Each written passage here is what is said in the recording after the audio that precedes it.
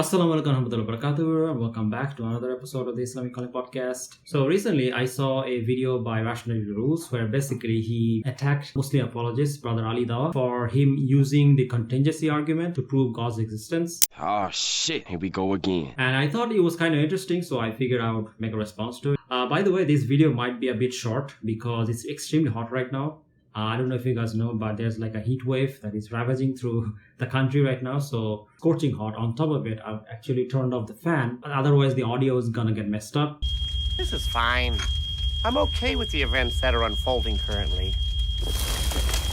That's okay. So without further ado, let's get started, inshallah. Today, we're going to be taking a look at the Islamic apologist Ali Dawah, as he apparently succeeds in just 1 minute where every other apologist has failed for thousands of years. He can prove the existence of God. That's what, at least, the channel Towards Eternity claims. This video has over 2 million views and is saturated. So first of all, he already starts the video by lying to his audience because Towards Eternity never claimed that this video will prove to all atheists that God exists without a shadow of a doubt. They never made that claim. And as a matter of fact, even if you look at like his video, the screenshot he shows, title of the video is basically Ali Dawah answered the toughest atheism questions only in 1 minute. Yeah, so nowhere does it say that Ali Dawah proves God's existence that will be accepted by all atheists in under 1 minute. They never said that.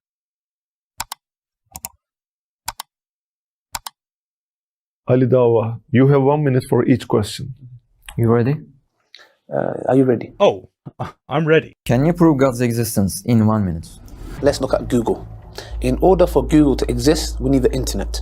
In order for the internet to exist, we need the computer or our telephones or our tablets. In order for the computer to exist, there has to be human beings that create it, and etc. It relies on electricity.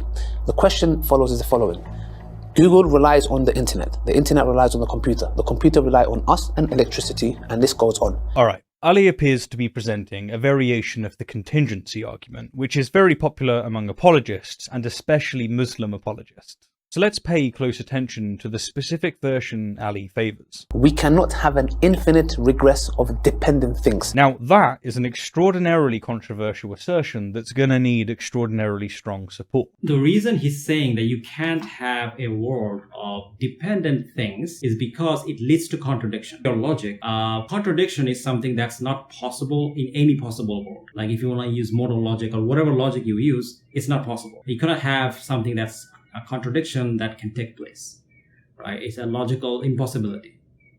So basically the argument postulates that there are 3 types of existence. There is the possible existence, then there's necessary existence, and then there's the impossible existence. Now this is based on things that we see around us. For example, everything that we see around us is basically a form of possible existence. For example, this phone in my hand, if you analyze it, we'll realize that it has certain basic properties. And based on these properties, we can call things like this a possible existence. This phone, for example, is dependent on other things. For example, it's dependent on its atoms, right? And the structures of its atoms. Because if I were to change the structures of atoms of this phone, it's going to be something different. It's not going to be a phone anymore. And we also know that this structure of atoms can be changed to be something else. For example, I can melt it down and turn it into something else. So we have 2 properties. Another property is that it's made up of parts, right? Like for example, this phone, it's made up of atoms, right? That's its parts. These are basically the 3 things that we can see from like any object. 1, they are dependent on other things. 2, they can be changed into being something else. And number 3, they are made up of parts. This is what Ibn Sina calls a possible existence. Now, there's another kind of existence that Ibn Sina described that is known as impossible existence. These are contradictions that are not possible. For example, if I were to say that this phone is both a phone and not a phone at the same time, would that make sense? The answer is no, because how can something be both a phone and not a phone at the same time?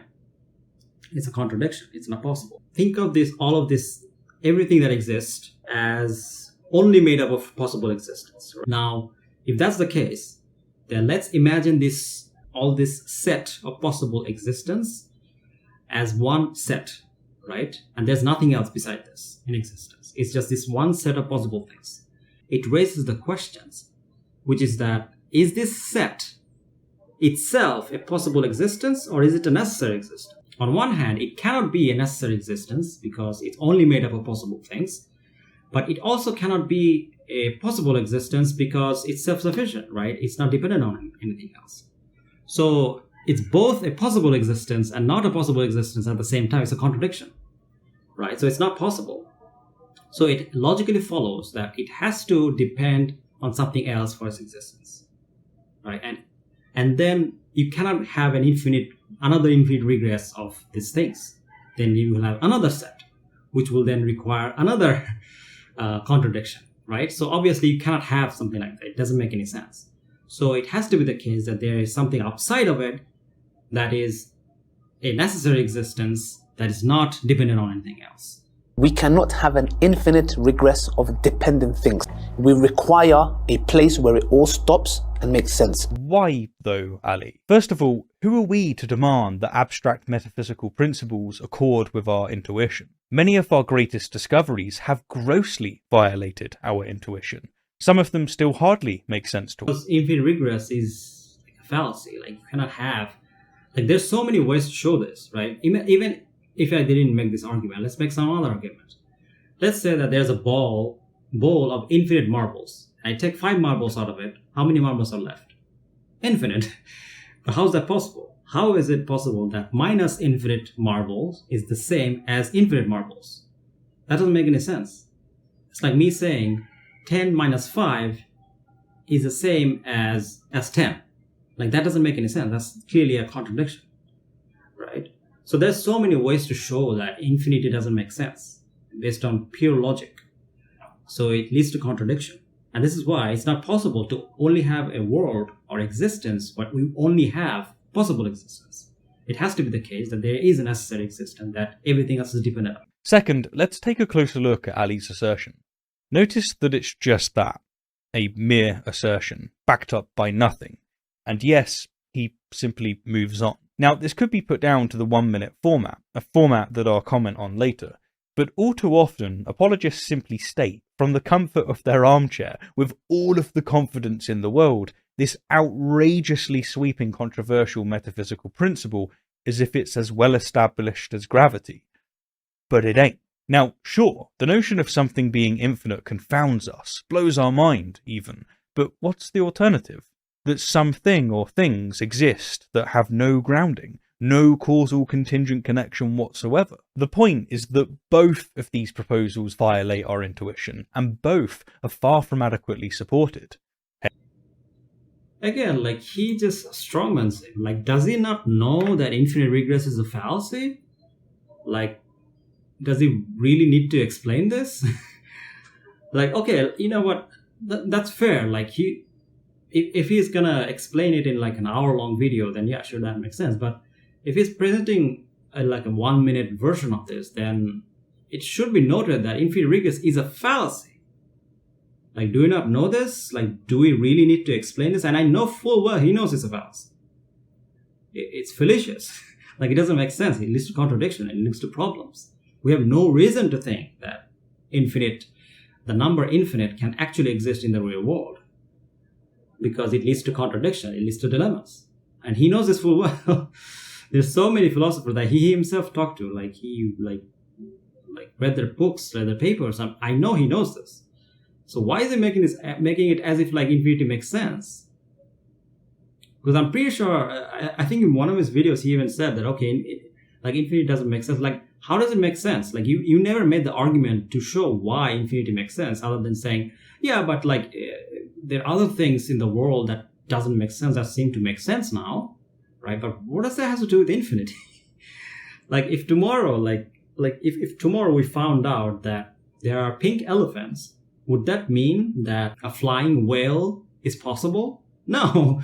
Even if it's true that there are pink elephants in the world, it still wouldn't prove that a flying whale is possible. Right? It's still an impossibility unless you can show some evidence or some kind of good logical arguments for it. We require a place where it all stops and makes sense, which is the independent, self-sufficient, necessary being, which is God. Despite Ali just having made a massive assumption about the impossibility of an infinite regress, he's just casually added even more controversial claims. First of all, notice that he's talking about just one independent entity here. But why not many? How can we confidently rule out that there are numerous first causes, such as extremely small particles? But in any case, we need justification. Ibn Sina actually does have an argument against it, but his argument is actually very complicated. I don't think I can do it justice just by doing like a 5 to 10 minutes thing here. Maybe I'll make a separate video explaining what his argument is, but it's a bit complicated. Now, this is obviously a bit complicated argument to explain here, but the easiest route that I like to take is where I call it the Shiva thought experiment. So basically, this is a much simpler argument to understand, to know why polytheism is not possible. So the Shiva thought experiment is basically something that I came up with, is basically the idea that there are three main godheads in Hinduism. There is Shiva the destroyer, there is Brahma the creator, and then there is Vishnu the preserver. Now imagine one day Shiva the destroyer decides that, you know what, today I'm going to destroy Earth. And then Vishnu the preserver decides that, you know what, I'm going to preserve Earth. What's going to happen? Will Earth be destroyed or will it be preserved? Obviously, if this Hinduism is true, or this idea of polytheism is true, it has to be the case that Earth is both destroyed and not destroyed at the same time, which is not possible. It's a contradiction. So obviously this shows that this idea, or this polytheistic idea, leads to contradiction. Therefore, it's not logically possible. And it's not possible in any possible world, right? Because we know contradictions are impossible. So this is why Tawheed is true, or there can only be one God. There cannot be more than one. All of this is to say that even if we buy, for all of the lack of reasons that Ali has given us, a singular, uncaused, independent entity, this doesn't automatically elevate its status to that of a necessary being in the modal logical sense. For an entity to be considered necessary, it must be shown that its non-existence is impossible across all possible worlds, which is a significantly higher standard that Ali doesn't even acknowledge, let alone even attempt to meet. And as for labelling this impersonal entity God, don't get me started. which is God. In a theological setting like what we're seeing here, the word God conveys a conscious mind, a mind that deliberately creates. Hence, even if we buy all of the assumptions that have been put on the table, even if we buy that there is just one singular necessary being, we've been given no reason to label it God. Now, I love how confident he is, but in reality he's just defending a contradiction. like the argument that Ali Dawah made in the time that he had is actually quite sufficient if you at least understand how basic logical fallacies work. And everyone knows that infinite regress is a fallacy. Like infinity often leads to contradiction. That's why it's often considered a fallacy. And everyone knows this. Like, he doesn't need to explain this like tooth and hand. Like, still he's acting as if like it doesn't exist, and he knows full well that infinity leads to contradiction. It doesn't matter because contradictions are impossible, period. There's no philosopher in the world who will say, you know what, I think contradictions are possible. No one's going to say that unless you're like a Hindu or something. I think some Hindus try to justify it, but contradictions are not possible. It's just not, So, and contradictions are impossible in all possible worlds. So if it is the case that a world or an existence where you only have possible existence and it leads to contradiction, it's not possible. It's not possible in any possible world. Let me use a modus-tollens argument, right? So basically a modus-tollens argument is basically where a type of argument where you have a conditional proposition, and by proving the opposite of this condition, you disprove the other part. Like, for example, imagine if I said that if P then Q, not Q, therefore not P, right? This is usually how the form works, right? For example, imagine if I said, if God doesn't exist, then an existence full of only possible existence would logically make sense. A world full of only possible existence doesn't logically make sense because it leads to contradiction. Therefore, God probably exists, right? And this is a very easy, simple modus-tollens argument that I can use to disprove Stephen's proposition, which is that God doesn't. Why can't the necessary being be the universe? Well, that's good that you say that, because first it shows that you acknowledge with me that we require a necessary being. All you've done is applied this to the universe, and we say that contradicts the necessary being, because the necessary being is independent, self-sufficient, and is necessary. The universe is not self-sufficient and dependent. It's opposite. So you can't have this be that because it contradicts. In essence, the hosts have asked, why can't the universe be the necessary being?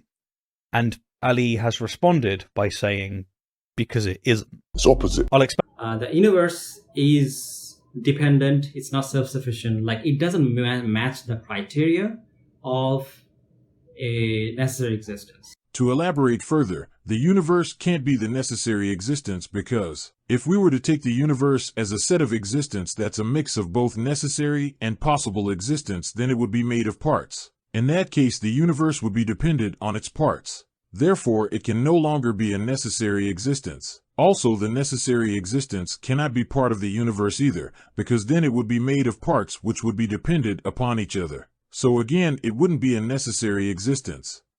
Anything in existence that we have, all the possible existence, they can be any other way, right? However, instead of them being any other way, they're in particular in one way. I mean, for example, let's think of the universe, right? The universe could have been any other way, but it's not. But it's not. It's in one particular way. Now, why is it that it is in one way and not the other way? This shows that there's something, or whatever this necessary existence is, it decided that it be the way it is instead of being some other way. Now, obviously, this shows that there is some kind of intelligence at play here, right? Because how else is it deciding that things become the way it is instead of some other way, right? I mean, why isn't it more malleable? Like, for example, think of it this way, right? Why isn't it the case that we can just walk through walls, right? I mean, there has to be something that decided this, right? And if we are to accept that everything is dependent upon this necessary thing, then that means that all our actions, all the actions that happened in the world is also dependent on this necessary thing.